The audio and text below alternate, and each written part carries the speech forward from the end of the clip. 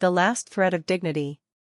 The rain fell like needles against Elena Martinez's skin as she stood beneath the broken bus shelter on Fifth Avenue. Her fingers trembled, not from cold but from the devastating realization that she had finally hit rock bottom. The designer handbag that once cost 3 months of rent now lay in a dumpster 2 blocks away, stolen and discarded by thieves who found nothing valuable inside except expired credit cards and lint. Elena pressed her back against the graffiti-covered plastic wall and closed her eyes. 3 months ago, she had been someone. 3 months ago, people knew her name. 3 months ago, she walked these same streets in Louboutin heels, discussing 6-figure art acquisitions over champagne brunches. Now, she couldn't afford the bus fare home. The gallery fire had taken everything. The insurance company claimed arson, investigated her for weeks, and ultimately denied the claim. Her reputation crumbled overnight. Collectors stopped returning calls. Artists pulled their work. The art world, so quick to embrace success, moved even faster to distance itself from failure. "Excuse me." Elena's eyes snapped open.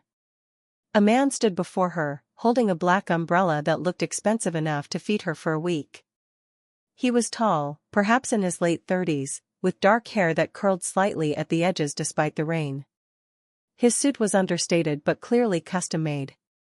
Everything about him whispered wealth, yet his eyes held something unexpected, genuine concern. "You're getting soaked," he said simply, extending the umbrella toward her. Pride, that stubborn companion that had followed Elena through every triumph and tragedy, flared immediately.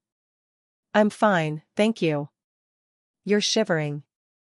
He stepped closer, tilting the umbrella to cover them both. "And unless I'm mistaken, you've been standing here for nearly 40 minutes. I've been in that cafe across the street." Heat rushed to Elena's face. "So you've been watching me?" The perfect illusion. "My name is Sophia Carter, and I thought I had everything figured out.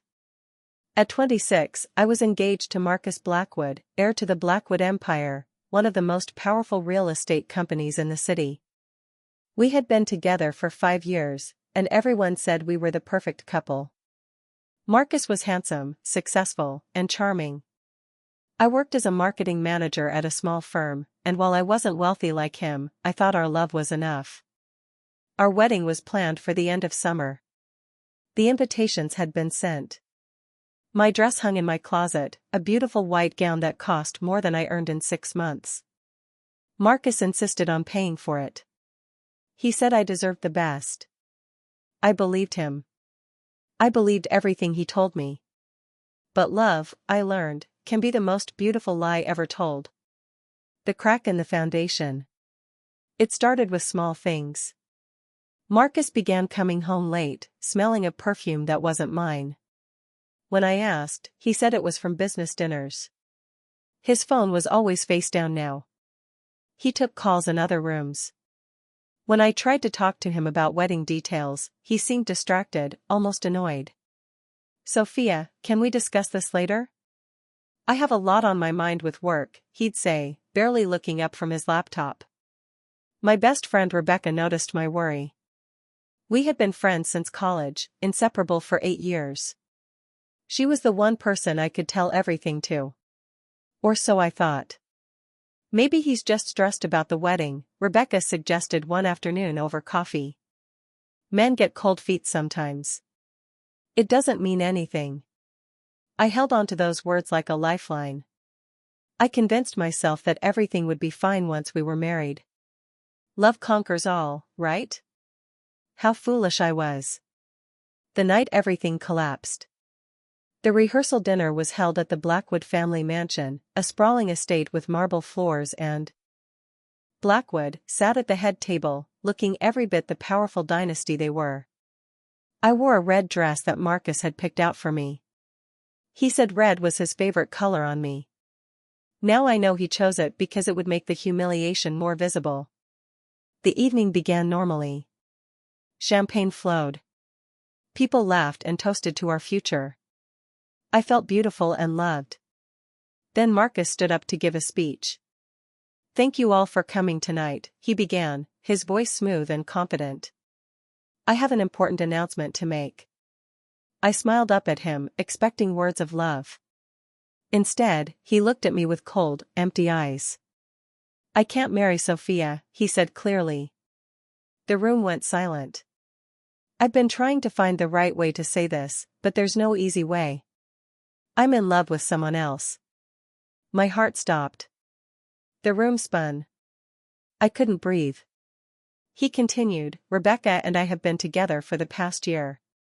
She's pregnant with my child. She's the woman I truly love, and she's the one I'm going to marry." The betrayal cuts deeper.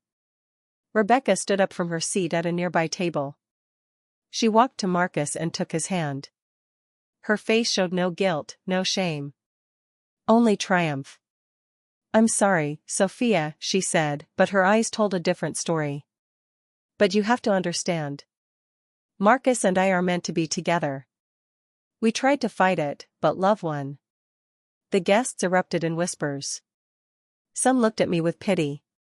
Others with scandal-hungry eyes.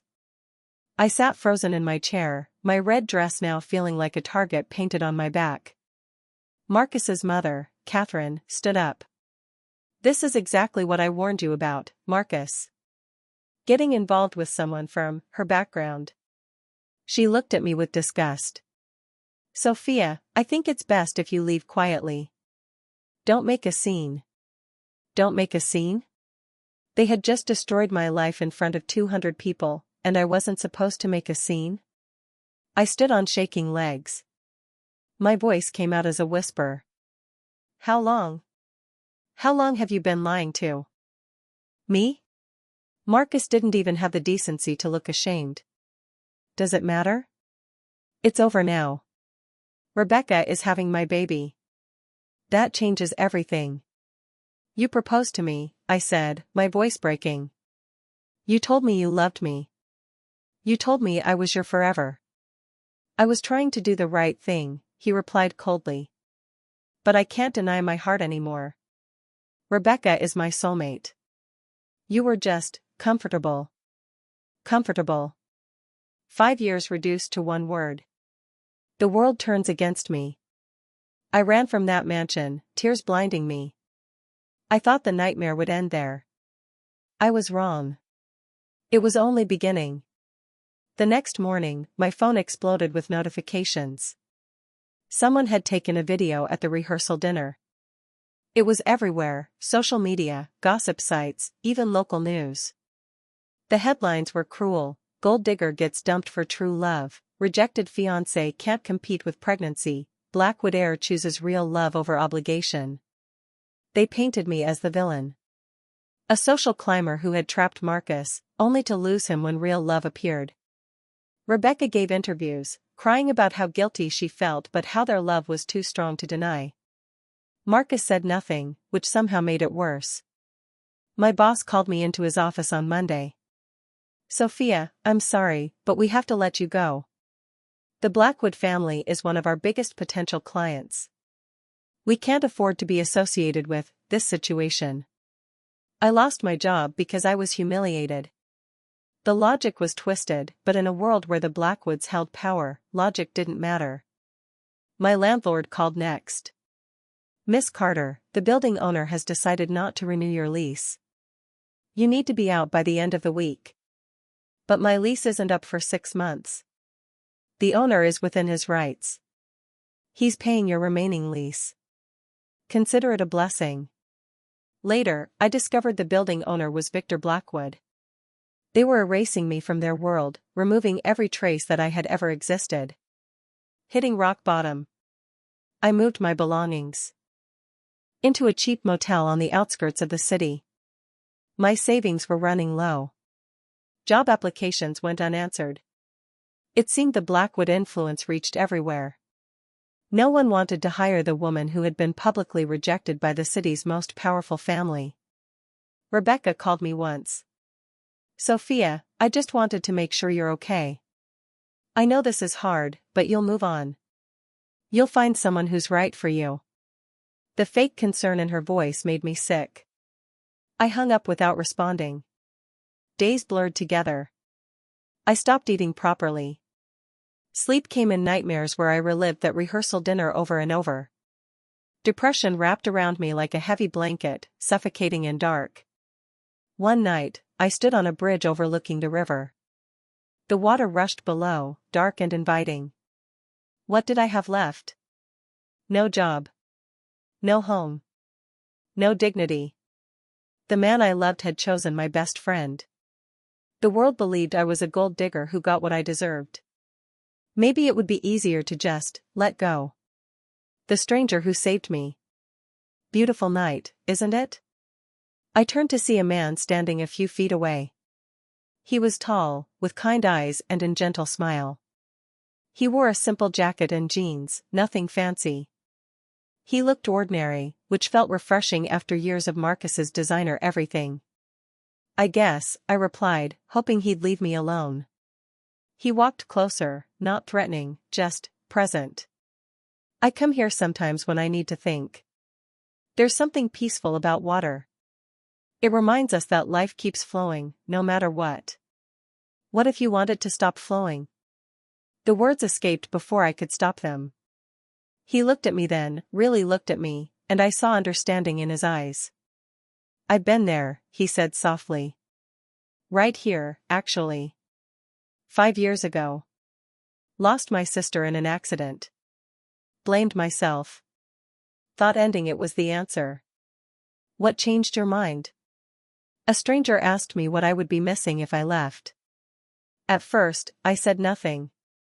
But then I thought about sunrises I'd never see. Food I'd never taste.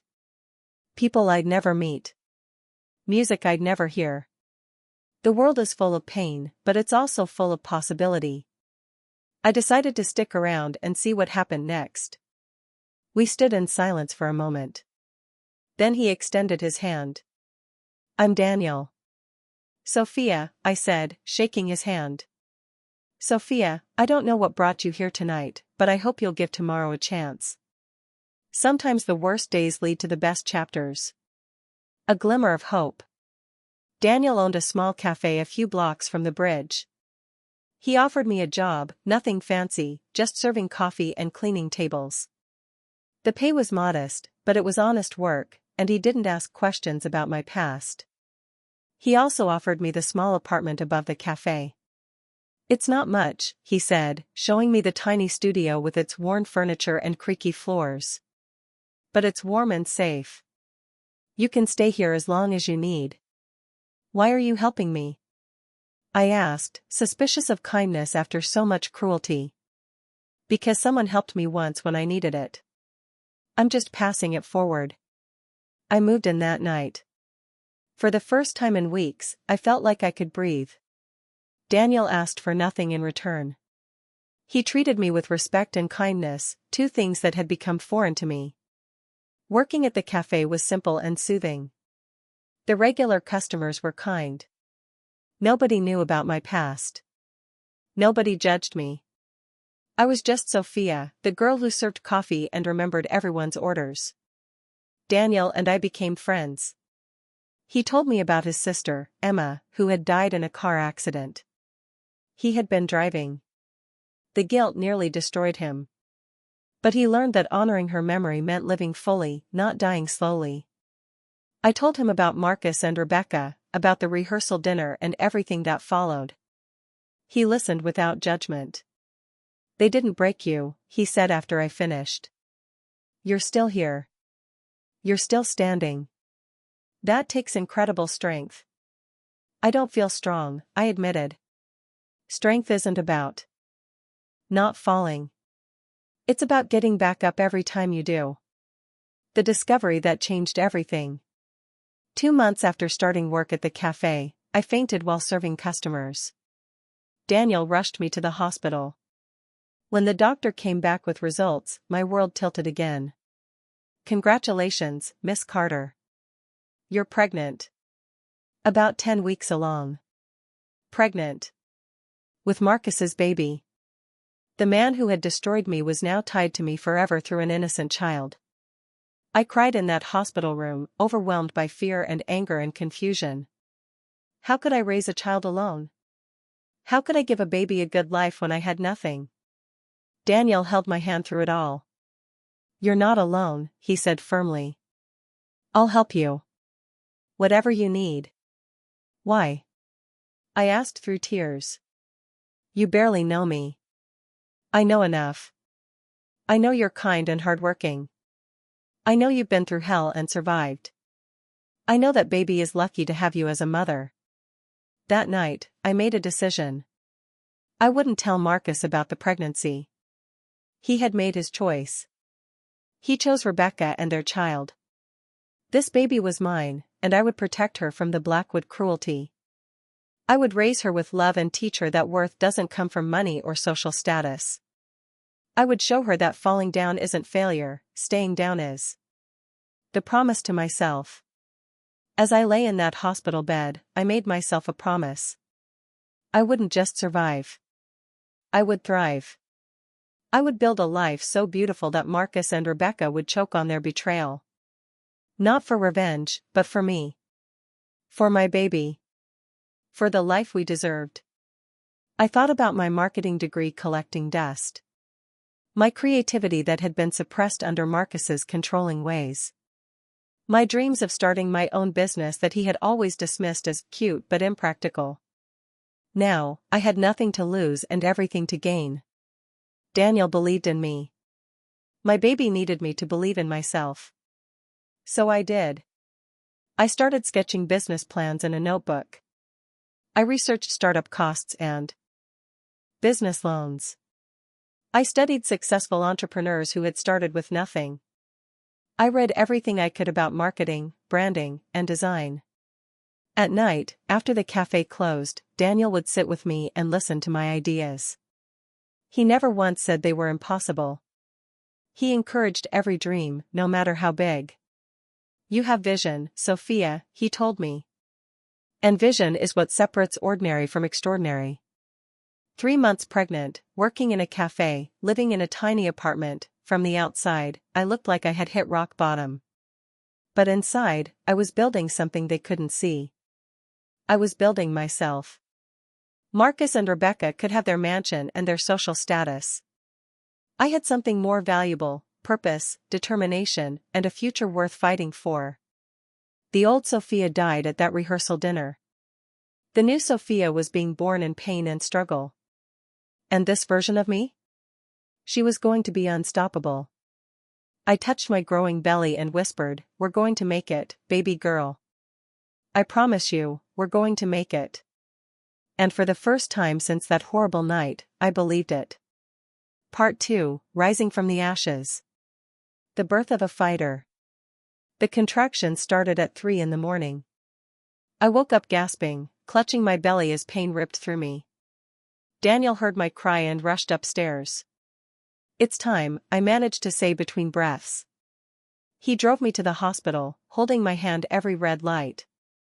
"You've got this, Sophia. You're the strongest person I know." 13 hours later, I held my daughter in my arms.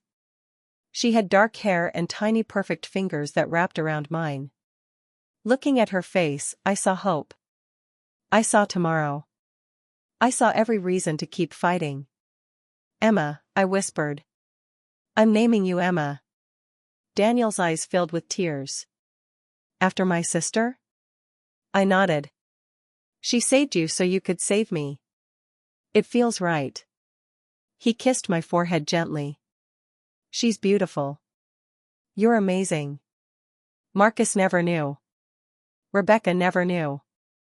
The Blackwood family never knew. They had written me off as a footnote in their family history. They had no idea I had given birth to a Blackwood heir. And I intended to keep it that way. Building an empire from nothing. Maternity leave wasn't an option when you worked at a small cafe, but Daniel insisted I take time off. Rest. Bond with Emma. I'll handle everything. During those early weeks, I barely slept. Emma needed constant care, and my mind raced with business ideas even when exhaustion weighed me down. I sketched logos while nursing. I wrote marketing plans while Emma slept on my chest. I researched competitors during 3 a.m. feeding sessions. My dream was clear: I wanted to start a design and branding company. Marcus had always dismissed my creative ideas, saying they were cute hobbies, not real business. I would prove him wrong. Daniel believed in me unconditionally. When Emma was 3 months old, he made me an offer that changed everything. "I have some savings," he said one evening. "Not a fortune, but enough to invest in something worthwhile. I want to invest in you." I stared at him, speechless. "Daniel, I can't ask you to." "You're not asking. I'm offering. I believe in your vision, Sophia. I believe you're going to build something incredible. Let me be part of it." With his investment and my determination, Carter Designs was born. I worked from the cafe's back room during slow hours, turning empty cardboard boxes into a makeshift desk. My laptop was old and slow, but it worked. Emma's playpen sat next to me, and I learned to work with one hand while rocking her with the other. My first clients were small: a local bakery needing a logo, a friend of Daniel's who wanted business cards. The money was modest, but each project taught me something valuable. I watched YouTube tutorials, read design blogs, and practiced until my skills sharpened. Slowly, painfully, I built a portfolio. The transformation takes shape. 3 years passed in a blur of sleepless nights and small victories. Emma grew from a baby into a bright, curious toddler with her father's dark eyes and my stubborn determination. She was my everything, my reason for pushing harder when exhaustion threatened to break me. Carter Designs grew too. Word of mouth brought better clients. The local bakery I designed for won a regional award, and they credited my branding. A boutique owner was so happy with her website that she recommended me to 5 friends. Each success built on the last. I hired my first employee, a young graphic designer named Maya who was talented but struggling to break into the industry. I saw myself in her and gave her the chance nobody had given me. By year 2, we moved from the cafe's back room into a real office space. Small, just 3 desks and a coffee maker, but it was ours. I painted the walls myself in cheerful colors while Emma helped by leaving tiny handprints everywhere. Those handprints stayed, a reminder of where we started. I changed my look too. Gone were the designer clothes Marcus had chosen for me. I developed my own style, professional but artistic, confident but approachable. I cut my long hair into a sleek bob. I started working out, not to look a certain way, but because I needed the strength and clarity exercise provided. The woman who looked back at me from the mirror wasn't the broken girl who almost jumped from that bridge. She was a business owner. A mother. A survivor who had transformed her pain into purpose. The industry takes notice. By year 3, Carter Designs had 15 employees and a client list that included several national brands. I had become known for innovative branding that told authentic stories. Companies hired me not just for pretty designs but for strategy and vision. I used a business name and my middle name, Catherine, on all professional materials. Sophia Catherine sounded sophisticated and gave me privacy. I wanted to succeed on my own merit, not because of any connection to Marcus Blackwood. The design world started to notice. I was invited to speak at a marketing conference. An industry magazine featured Carter Designs in an article about successful startups. A prestigious design award nominated my work for Best Rebranding Campaign. I won. Standing on that stage, accepting the crystal trophy, I thought about the rehearsal dinner. About Marcus saying I was comfortable. About Rebecca's fake pity. About everyone who had written me off. "This award belongs to everyone who's ever been told their dreams are too big," I said into the microphone. "Keep dreaming. Keep building. Success isn't about where you start, it's about refusing to quit." The applause was deafening. But the best moment came after, when Emma ran to me backstage and hugged my legs. "Mommy won," she squealed. "We won, baby. We won." The universe throws a curveball. The business conference was held at the Grand Plaza Hotel, the fanciest venue in the city. I wore a navy blue dress that I had bought with my own money, and my business card holder was full. Carter Designs was ready to land even bigger clients. I was networking near the refreshment table when I heard a voice that made my blood run cold. Catherine? Catherine Carter? I turned slowly. Marcus Blackwood stood 3 feet away, looking older and tired. His expensive suit couldn't hide the weight he'd gained or the shadows under his eyes. But his eyes widened with recognition. Sophia, he breathed, disbelief written across his face. Is that really you? My heart pounded. 3 years of careful distance, destroyed in one coincidence. Emma was with Daniel at his sister's memorial park. Thank God she wasn't here. I'm sorry, you must have me confused with someone else, I said coolly, turning to walk away. His hand caught my arm. Wait. It is you. I thought, everyone thought you were dead. Your landlord said you disappeared. We couldn't find any trace of you. We? I pulled my arm free, fighting to keep my voice steady. There is no we. Marcus. And I prefer Catherine now. Sophia died 3 years ago when you destroyed her in front of 200 people. Hurt flashed across his face, which would have been funny if it wasn't so infuriating. I deserved that. Sophia, Catherine, I need to talk to you. So much has happened. Everything fell apart. Rebecca. I don't care about Rebecca, I interrupted. I don't care about you. I'm here for business. Please don't make this awkward. Just give me 5 minutes. Please. Against my better judgment, something in his desperate tone made me hesitate. Maybe I needed to face this part of my past to fully move forward. 5 minutes. The terrace. And then you leave me alone forever. The fall of a tyrant. On the terrace, away from the crowd, Marcus looked at me like I was a ghost. You look amazing. Successful. Happy. I've been searching for you for 3 years. Why? The question came out harsher than intended, but I didn't soften it. Because I made the biggest mistake of my life when I let you go. He ran a hand through his hair, a gesture I used to find endearing but now just looked pathetic. Rebecca and I, it was a disaster from the start. The baby wasn't even mine.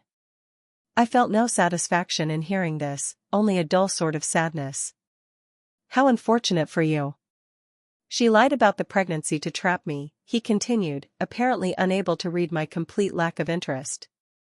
By the time I found out, we were already married. My parents were furious. The scandal damaged the family business.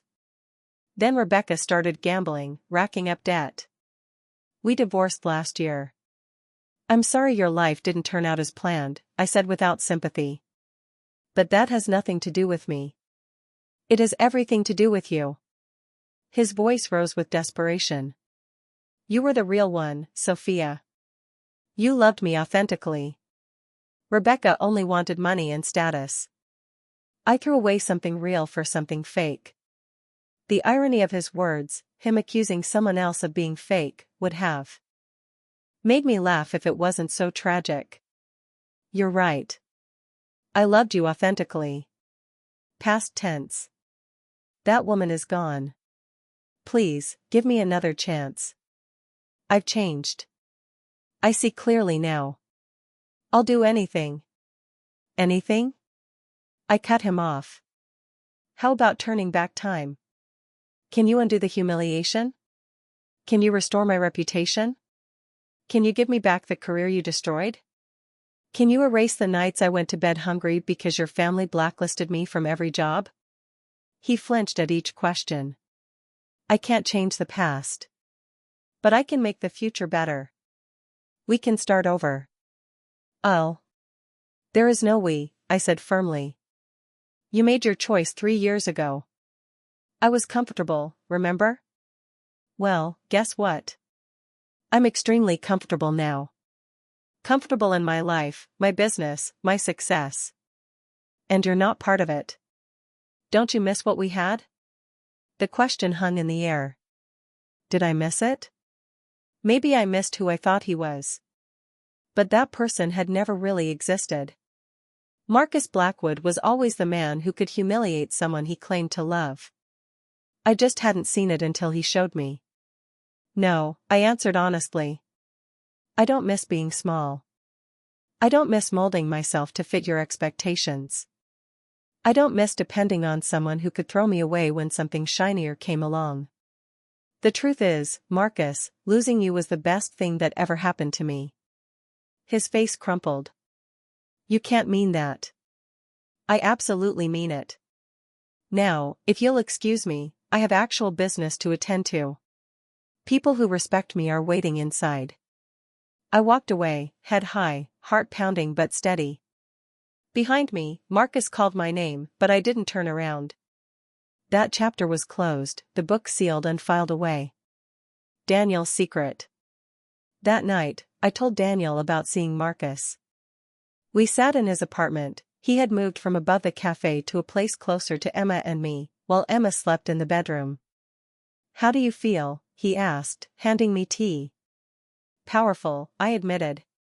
He looked so broken, and I felt nothing. No anger. No sadness. Just indifference. Is that wrong? It's healing, Daniel said with a smile. Indifference means he doesn't control your emotions anymore. We sat in comfortable silence. Over 3 years, Daniel had become my best friend, my business advisor, my co-parent in everything but name. He was present for Emma's first steps, her first words, every milestone. He loved her like she was his own. And somewhere along the way, I had fallen in love with him. Not the desperate, all-consuming love I felt for Marcus. This was steadier. Safer. Built on respect and partnership rather than passion and promises. Sophia, Daniel said suddenly, his tone different. There's something I need to tell you. My stomach tightened. What is it? My full name is Daniel Chen. As in, Chen Industries. I stared at him. Chen Industries was one of the biggest tech conglomerates in the country, rivaling even the Blackwood Empire. You're a Chen? He nodded. My father is Michael Chen. I'm his only son. Why didn't you tell me? Because I wanted you to know me as just Daniel. Not as an heir or a meal ticket. After my sister died, I walked away from the family business. I was tired of the pressure, the expectations, the people who only saw dollar signs. I wanted something real. The cafe is mine. I bought it with money I made on my own, not family money. Everything I invested in your business came from my work, not my name. He looked at me earnestly. I'm telling you now because Marcus is back. And if he causes trouble, my family's influence can protect you and Emma. Not because I want to control you, but because I want you safe. I processed this revelation. Daniel, kind, humble Daniel, came from money and power but chose simplicity. The opposite of Marcus, who came from money and power and wielded it like a weapon. Are you angry I didn't tell you? He asked quietly. No, I said honestly. You gave me something Marcus never did, the space to be myself. Thank you for trusting me with this. He moved closer, taking my hand. Sophia, these 3 years with you and Emma have been the happiest of my life. You're my family. Both of you. And if you'll have me, I'd like to make that official. My breath caught. Daniel, are you? I'm saying I love you. I love Emma. I want to be with you both, not out of obligation or pity, but because you're my home. Will you give us a chance? Tears filled my eyes, but this time they were happy tears. Yes, I whispered. Yes, we'll give us a chance. He kissed me then, gentle and sure, and I felt pieces of my broken heart finally clicking back together. Not because a man fixed me, I had done that myself. But because I was whole enough to accept love without losing myself in it. The storm approaches. The next weeks were blissful. Daniel and I began dating officially, though it felt like we'd been together all along. Emma adored him and started calling him Daddy Dan, which made both of us cry. My business continued to flourish. We landed a contract with a major retail chain. Carter Designs was becoming a household name in the marketing world. But peace, I was learning, is often temporary. Marcus showed up at my office unannounced. Maya buzzed me. There's a Marcus Blackwood demanding to see you. Should I call security? No, I sighed. Send him in. Let's get this over with. Marcus entered my office, looking around at the modern space, the awards on the shelves, the photos of Emma on my desk, carefully cropped so he couldn't see her face clearly. Nice place, he said, hands in pockets. You've really built something. What do you want, Marcus? I've been thinking about our conversation at the conference. You said I destroyed your career. I want to make that right. The Blackwood Company wants to hire Carter Designs for a major rebranding project. $30 million budget. I leaned back in my chair, studying him. It was a trap. It had to be. No thank you. Sophia. Catherine, I corrected coldly. And my answer is no. I don't need Blackwood money. This isn't charity. Your work is excellent. We genuinely need your expertise. Find another agency. There are hundreds in this city. His jaw clenched. Don't let pride make you turn down the biggest opportunity of your career. Pride? I laughed without humor. You have nerve talking about pride. You humiliated me publicly, destroyed my reputation, blacklisted me from working, and now you think you can waltz in and buy forgiveness with a contract? I built Carter Designs without you. I'll grow it without you too. What if I told you I know about Emma? The world stopped. My blood turned to ice. What did you just say? He pulled out his phone and showed me a photo clearly taken by a private investigator, Emma and me at the park, Daniel pushing her on a swing. She looks about 3 years old, Marcus said quietly. Dark hair. Dark eyes. Do the math, Sophia. My heart pounded so hard I thought it would burst from my chest. You have no proof of anything. DNA test would give me proof. Is she mine? Every instinct screamed at me to protect Emma. No. She's Daniel Chen's daughter. Marcus's eyes widened at the name. Chen? As in? Chen Industries. Yes. Daniel and I have been together for over 3 years. Emma is his child. The lies flowed smoothly, desperately. Check any record you want. You'll find he's listed as the father. Because Daniel had insisted on being on the birth certificate as Emma's father. Not for legal claim, but to protect her from ever being linked to the Blackwoods. At the time, I thought it was excessive. Now I blessed his foresight. Marcus's face cycled through emotions, doubt, jealousy, suspicion. You moved on fast. I moved on to someone who treats me like a human being. Now get out of my office. And if you send any more private investigators near my daughter, I'll file harassment charges. The Chin family has very good lawyers. He left, but I knew this wasn't. The battle lines are drawn. Daniel arrived at my office within the hour, his usual calm replaced by steel determination. I showed him the photo Marcus had and explained the threat hanging over us. He's not getting near Emma, Daniel said firmly. I'll talk to my lawyers today.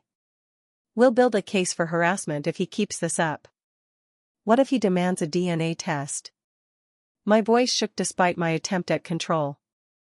He has no legal right without cause. We're on Emma's birth certificate as her parents. He'd have to prove we falsified records, which we didn't. Daniel took my hands. Listen to me, Sophia. Emma is our daughter. I've raised her since birth. I'd been there for every fever, every nightmare, every scraped knee. Biology doesn't make a father, love and presence do. I won't let Marcus steal our family. His words steadied me, but fear still coiled in my stomach. Marcus Blackwood was used to getting what he wanted. And now he wanted back into my life, with or without my permission. That night, I held Emma extra tight during bedtime. "Mommy, you're squishing me," she giggled. "Sorry, baby. I just love you so much." "I love you too. And Daddy Dan. We're a family, right?" "Right. Always." But as I watched her sleep, innocent and perfect, dread filled me. What if Marcus took her away? What if the courts sided with biology over love? What if Emma grew up in the Blackwood mansion, learning to be cold and cruel like them? I couldn't let that happen. I would fight with everything I had. Marcus's desperation grows. The next week, Marcus's lawyer sent a formal letter demanding a paternity test. They claimed he had reasonable cause to believe Emma might be his biological daughter and was exercising his rights as a potential father. Daniel's lawyers responded swiftly. Unless Mr. Blackwood could provide evidence that records had been falsified, his claims had no merit. The matter appeared closed. But Marcus didn't stop.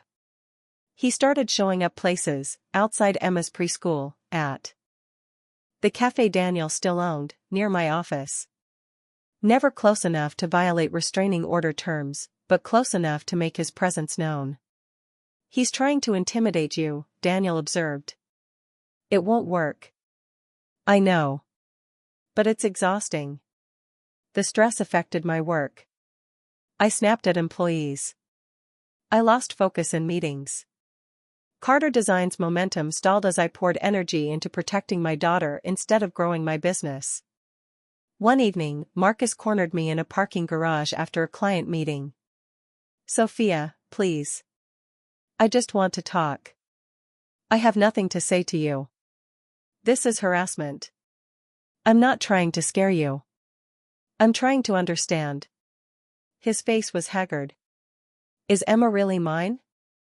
Why does it matter?" I shot back. "You didn't want me. You didn't want a future with me. What claim do you think you have to my child? If she's mine, I deserve to know her. To be her father. You can't just decide to be a father when it's convenient, Marcus. Parenting is showing up every day. It's sacrifice and consistency. It's putting someone else's needs before your wants. You couldn't even do that for me when I was your fiancé. What makes you think you could do it for a child?" His eyes glistened. "I've changed. Losing you taught me." "Losing me taught you nothing," I interrupted. "You only want me back because I'm successful now. Because I'm not broken anymore. You're the same selfish man you always were. The only difference is now you're facing consequences." I walked to my car, but his words followed me.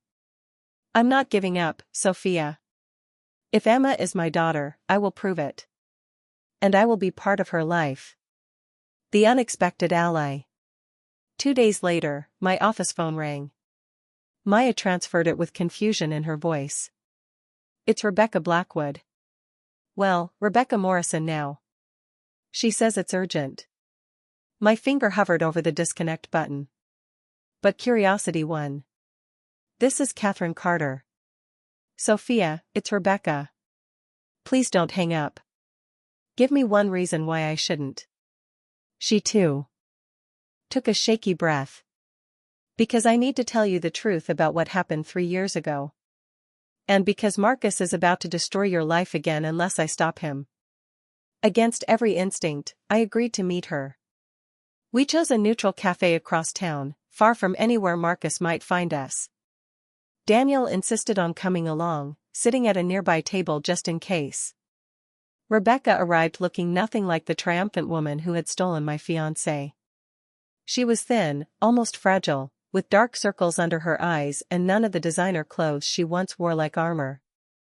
"Thank you for coming," she said, sliding into the booth across from me. "You have 10 minutes. Talk." She nodded, twisting a napkin between her fingers. "Everything 3 years ago was a lie. I was never pregnant with Marcus's baby." "I know. Marcus told me. But what he doesn't know is that I did it deliberately to hurt you." Not because I loved him, but because I was jealous of you. I blinked, surprised. Jealous? You were the real Aries Blackwood.